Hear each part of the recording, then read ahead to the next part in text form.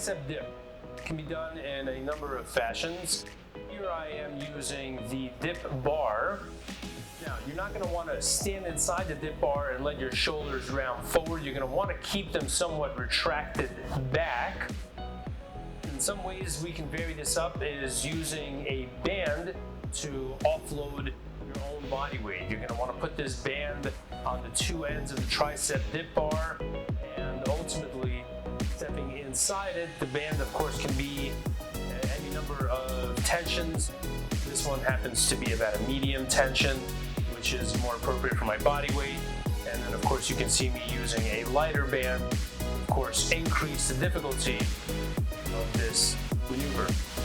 Now, I'm going to place my shins inside it, keeping my knees bent, and you're going to want to dip as far down as you can handle, keeping your shoulders retracted back so as not to round them forward as you lower. Of course, you're going to have some roundedness, which occurs. That's acceptable, but of course, don't let yourself completely sag forward without control.